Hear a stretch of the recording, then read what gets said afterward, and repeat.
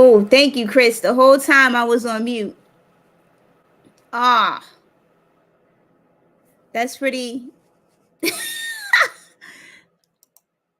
Thank you, Chris. We were on mute the whole time, but I wasn't saying much anyway. I was just talking about how Newark was divided and whoever could read lips, um, probably followed. But if you couldn't, my apologies. But I really don't have a whole lot to say. I just came on to let people know current exposure is back. And we're going to be trying to bring people on and talk about more hard pressing topics and conversations. I talked about earlier when I was on mute that there was a recording circulating with Mayor Baraka. And basically, it seemed like he had a falling out with the groups that once supported him and the groups that he once supported. And it just seems like a lot of infighting going on.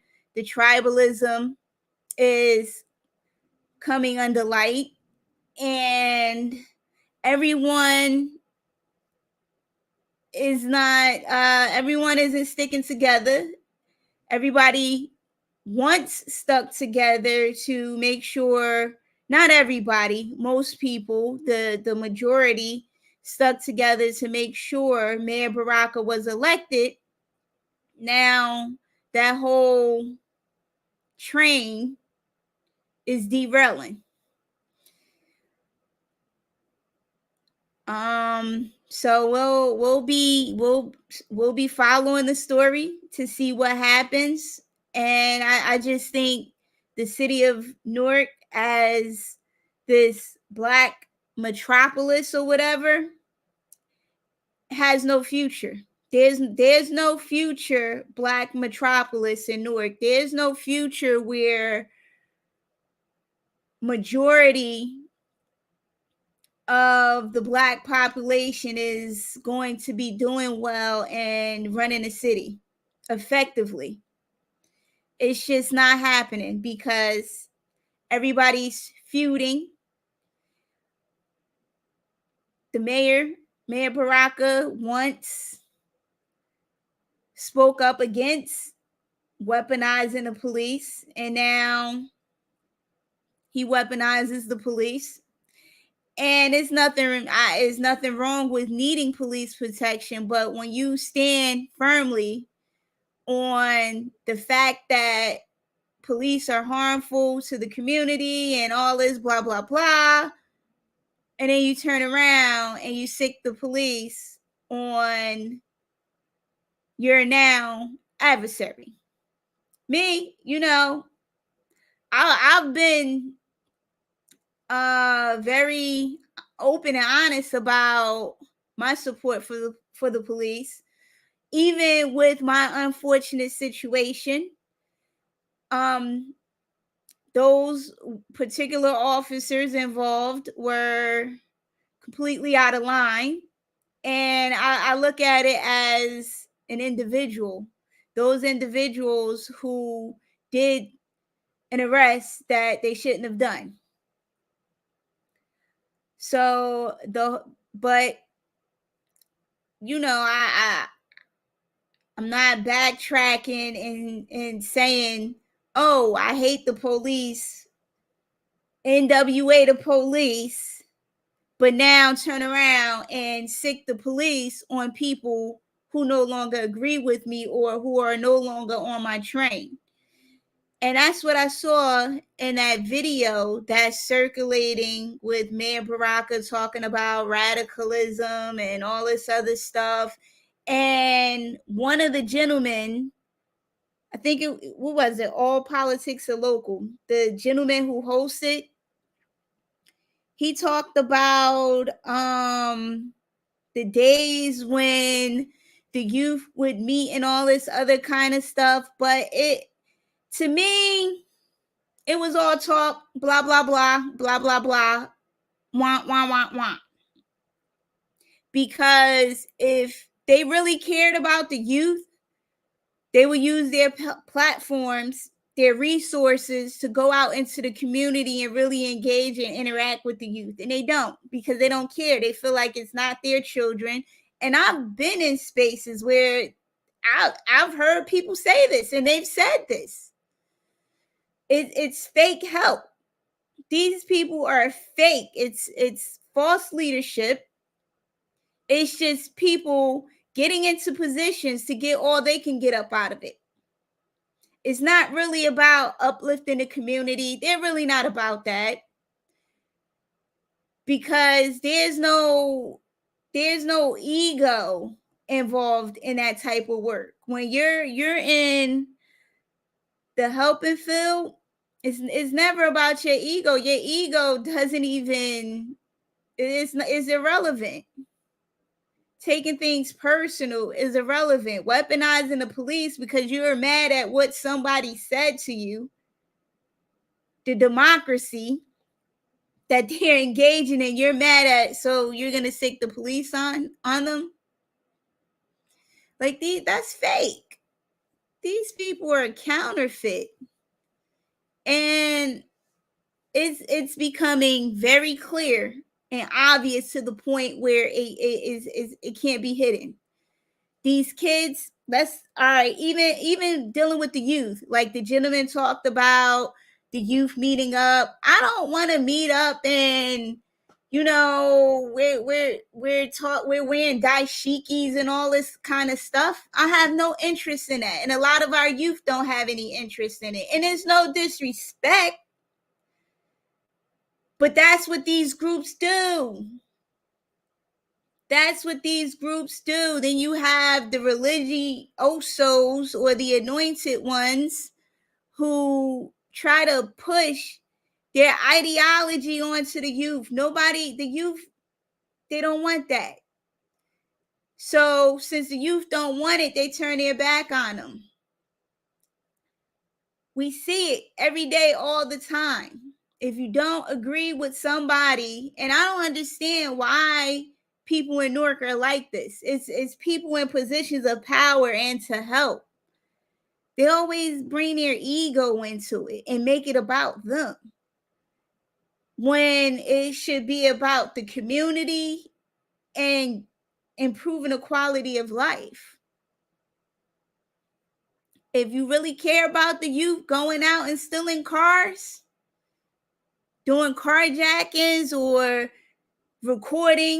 setting up and recording these street fights, get involved. You know where the streets are. You know where these kids are. You know where every single school is in the city of Newark to engage these kids. I just don't think, the future is looking very grim for Newark. I mean, I don't know who's going to move in downtown. I just learned also that if those buildings aren't filled, that the way commercial properties work is that those owners who borrowed the money to buy the buildings and have them built can just turn the keys over to the bank and just abandon them if they don't do what they expect them to do.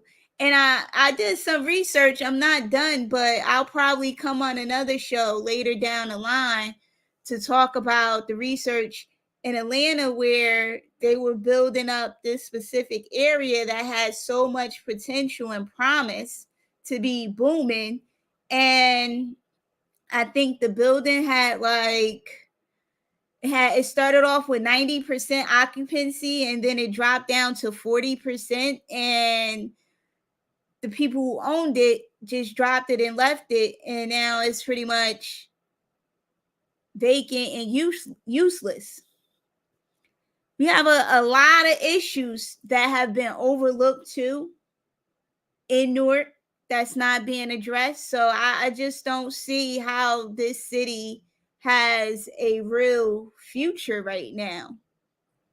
It's like not a good one. I just really, yeah, they're building like I think $100 million bridge, spending $100 million to build a bridge from Mulberry Street to Penn Station. I just don't understand why that's necessary compared to other more pressing needs within the city. I really don't. I really can't see where this city is going. I don't know. I'll probably look at the master plan, but and see what their idea is, but I can't envision it at all. Can't.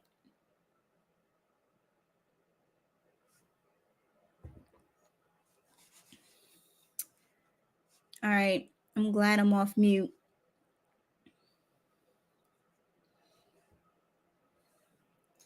Let's see.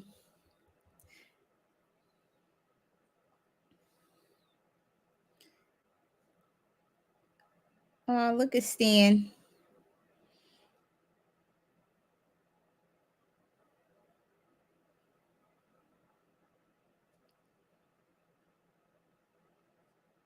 Okay. Oh, the smash and grab in Philadelphia. That was wild. Those people were arrested. And one of the social media influencers was arrested too. And she was charged, several charges. And she was accused of inciting a riot, which I'm not sure if she had anything to do with, if she was just out there going live, or if she was actually part of the looting. That was crazy. I don't understand the looting, but I I did see before the looting happened, people were upset because Eddie Irizarry was killed. A young kid was killed by a police officer, and the police officer was, I think, exonerated from any charges or any responsibility for shooting and killing this kid. So the people looted, which I don't think that was a good idea or a good way to address that kind of issue. A lot of people were arrested too. Oh man, that was sad. People, think about your actions. Young people, think about your actions. Jail is not the place to be. It's the worst place on earth. You know how people say Disney is the best place on earth? I disagree with that, but if that was the case, jail is the opposite of the best place on earth. It's like the exact inverse of the best place on earth. It is hell. It is. It has to be. That has to be what hell is. That has to be. Yeah, it's the worst. Nobody. Yeah, you don't want to go there. So I feel bad for those young people who were looting and didn't think in their minds that this may lead to jail. That type of activity. I mean, maybe they felt like people got away with it during that whole Black Lives Matter movement and assumed this was the same thing and it was going to be tolerated like it was tolerated in the past. Unfortunately, that wasn't the case for these Black kids who did the looting, which I think they should just stop the looting entirely. It's not worth going to jail because you knew eventually that was going to happen. Just keep doing the peaceful protests, get your permits, because that'll be the next thing. They'll be arresting people who are protesting legitimate issues, but without a permit to be in that area. And unfortunately, people are going beyond weaponizing the police. They're weaponizing the law like it's 1950s or something. 1930s. It's crazy. It's really crazy. And these are supposed to be modern people, modern thinkers. But they're thinking like people from back then, where the world was a different place. Well, the United States anyway. Chris says, we have no good leaders on the federal level. One of the senators got caught with bread and bars. Oh, yes. Senator Menendez. That was wild. Gold bars, a Mercedes Benz. His girlfriend had a no-show job. This sounds like where I work at. That sounds like the union. No-show job and money on top of money. Mortgages being paid.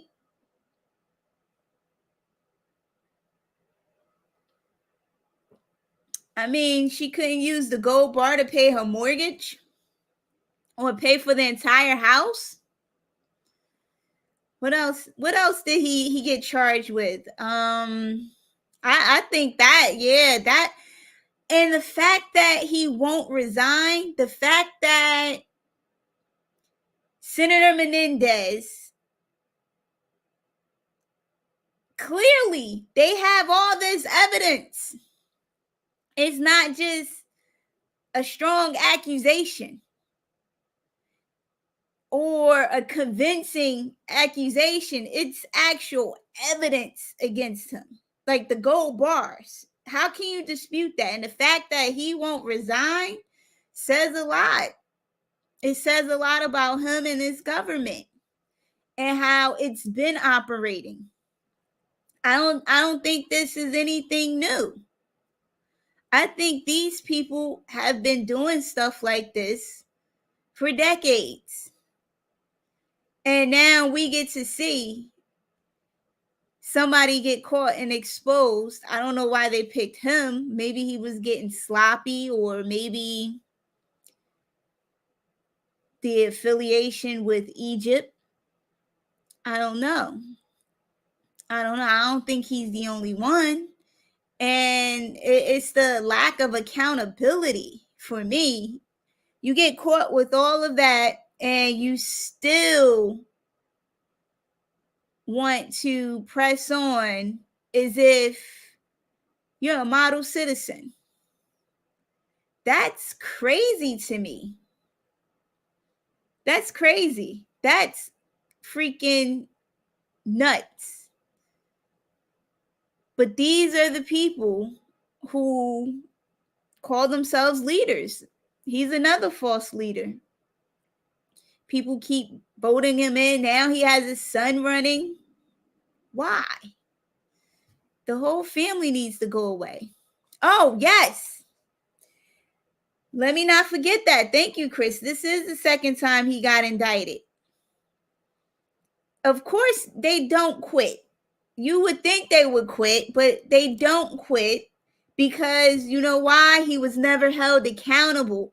And that's what I'm starting to notice. When people aren't held accountable, even the leaders, the so-called leaders or people in leadership positions in this city,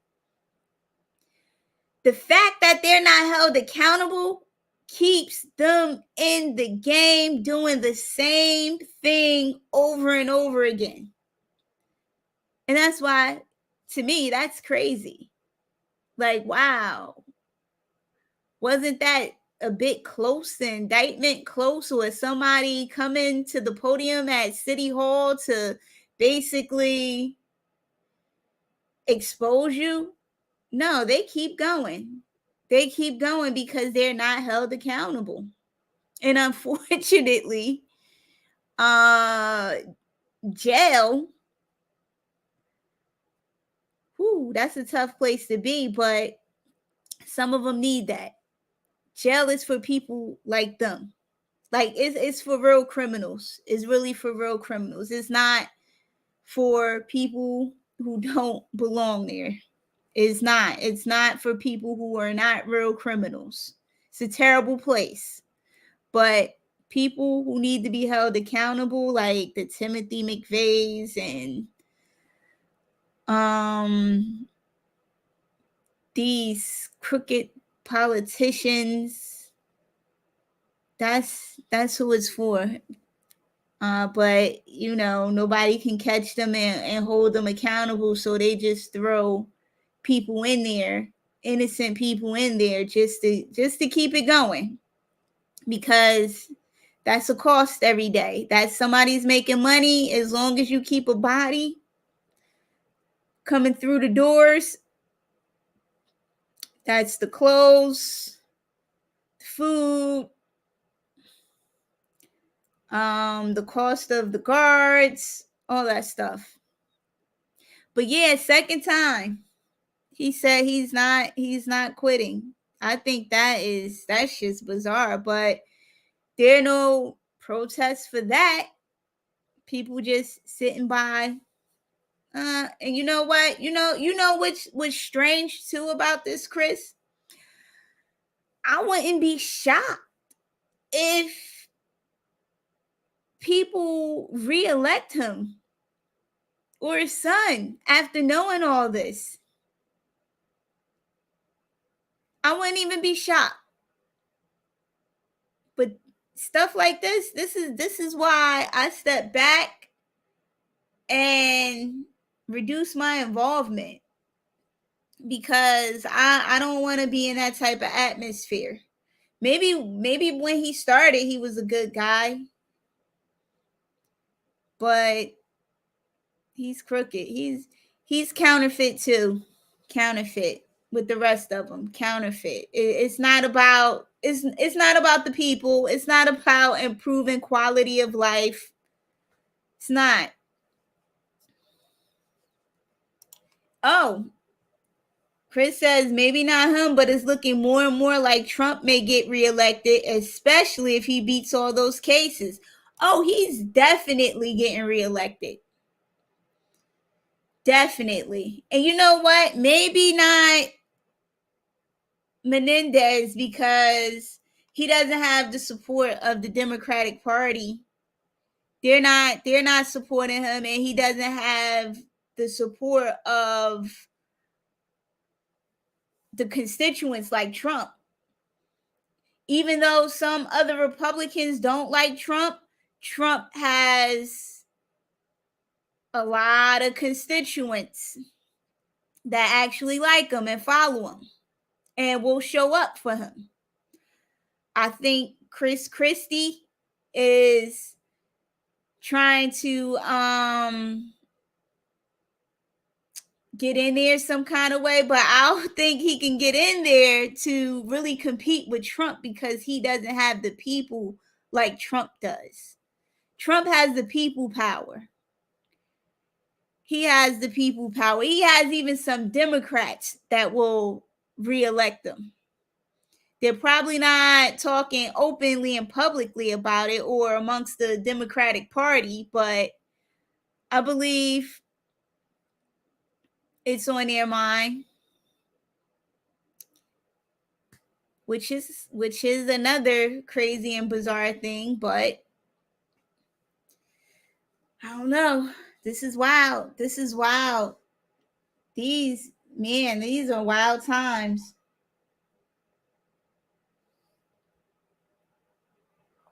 But I'll be back next week, next Thursday, with some content way more interesting.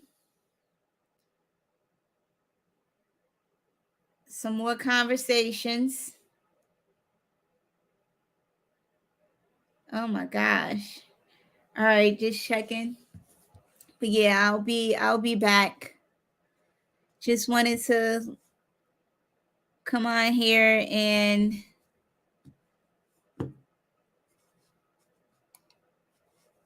let people know I'm out here. I'm alive. I'm about to get out of here. So I'll check everyone out later. And